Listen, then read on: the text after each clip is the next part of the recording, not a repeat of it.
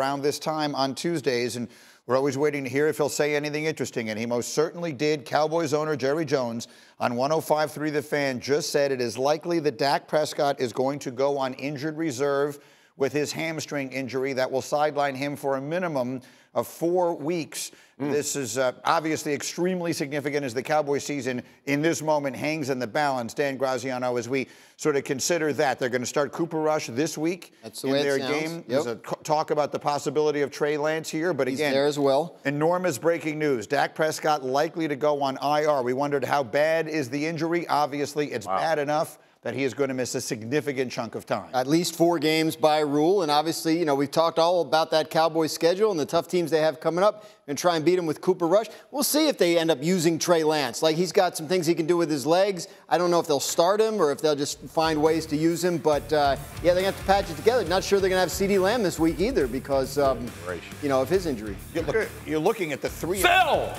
Sell! Well, I mean, that is the thing. And you're going to hear from Jerry Jones saying they're actually going to go the opposite direction from selling. Right. Yeah. And I'll get that in a minute. But let's just consider this. So we have talked about their season like it's over. Yeah. But obviously, they can't approach it that way. But you're 3-5, and you've just lost your quarterback for a minimum of 4 weeks. I mean, they're done. The Cowboys are done. They feel like they're done. I think they could potentially point to, like, the Malik Willis situation with the Packers and say we thought their season over and they bounced back. But the difference there is I think that the Packers have a more flexible coach that's going to create things, and this is where the pressure really falls on the coaching staff that's here to figure out something. Packers literally fired the current Cowboys coach to hire the current Packers coach. Yeah, that's not quite the same. 3-5.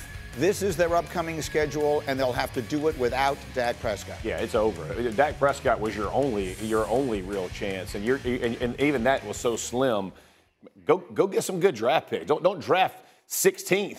I mean, sit them. Let's sell. Let's get some book restructured. Let's find some things and let's move on for next year. They made all the mistakes screening in the offseason, and they couldn't overcome them. Do better now. Get this thing structured where you have a good chance next year. I mean, Zeke, he didn't even travel. Like this not showing up to meetings. Yeah, this thing is off the rails, y'all. It's way worse than we were talking about. But it's not fixable this season. The worst part is it's worse than they think it is. Right? Yeah, like that's the biggest problem they're facing right now is they probably keeps getting shocked. Yeah. Well, so I'm being told literally in my ear as we're talking here the other things that Jerry is saying. This interview is going on in Dallas as we speak. He just said definitively we are not selling. Right. And he actually specified what it is they might go out and acquire, meaning trading for a wide receiver. I think I have that. Let's play it. To me, when I look ahead, well, I see that improving. I think we can do some things. We're going to bring a receiver in more than likely today that we've really have thought a lot of and wanted to draft him, and so we're going to get a chance to get him. So that is Jerry saying on the radio that they maybe will trade today for a receiver they liked when he was coming out in the draft. We don't know who that is. I don't even know that we could speculate. We could speculate. The receiver, like Carolina's guys, Jonathan Mingo. You know, there's receivers that could be on the move today. Mike Williams from the Jets could still be moved, but pure speculation in terms of who he's talking about. This is why the owner doesn't need to have a weekly radio show because.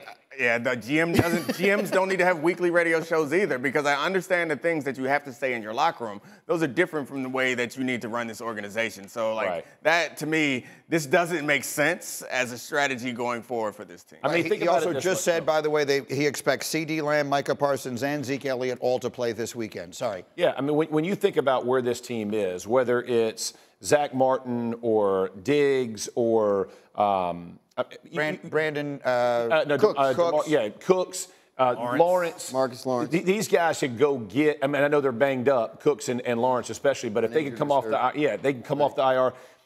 This team is not with Dak being injured for 4 and going on IR. You're talking about 4 weeks. They're basically bringing in a receiver because CeeDee Lamb is hurt and Cooks is hurt. So you are trying to Band-Aid a situation that is out of control, and that you don't realize that it's this out of control is a major issue. And to yours, you're going to go in the locker room and talk about, hey, we're going all in this year. You're probably the third best team in your division right now. Maybe not even third. It's you're third best. Yeah, third best. It's ugly, man. I mean, I don't know what he's golly. You just it's yeah. If you're a Cowboys fan, this hurts. Here's the problem. Here's where so many things come into play at one time, and this is where it really all bites them directly in the behind, which is that the person who overestimated how good they were going to be is him. Right. He's the one who was both signing the checks and making the decisions. That's when right. the entire world told him all through the offseason, you don't have it right, you don't have it right, you don't have it right, he wanted to be able to say, see, I told you. And so now he won't acknowledge that he had it all wrong. They got their offseason entirely wrong. Yes. Their season is done. They are hopelessly out of it. They are 3-5 and have lost their quarterback. Going out and trading anything for a wide receiver is a huge mistake. I mean, maybe if some minor deal so they can field a roster this weekend. But they should be trading away big pieces. Right. If it's a receiver that can be helpful for them for the next 3 to 4 years, then it's a good move. So I will say the scariest or the most off-putting part about the situation is that Jerry Jones is making the decisions, because if you look at the roster, they have Micah Parsons, a player that is great, a defensive player of the year caliber player. That's a centerpiece to build a defense around. They have a quarterback and a true #1 receiver. That's right. These are 3 of the most difficult things to find for a championship contender. The rest of the stuff is stuff that's not easy, but it's much easier if you're having a rebuild. This is like a 2-year potential. You're back in it if you have someone who is smart and has foresight and can make the right decision. The problem is I'm not sure that they have that anymore if they ever did. Right. And receivers, they come to you in droves now. Yes. You have a decent drafting space. You're getting a good receiver. While you're going up and trading for, what are you trading? If it's late future, pick, go get it. Again, also, go out and find me the team that has the highest paid player in the league at 3 different positions and show me how that tends to work out. I know Micah Parsons is a great player. I'm not diminishing his dominance on the defensive side, because he is all of that. He is. But if you're going to pay Dak $60 million, you're going to pay CeeDee Lamb $35 million.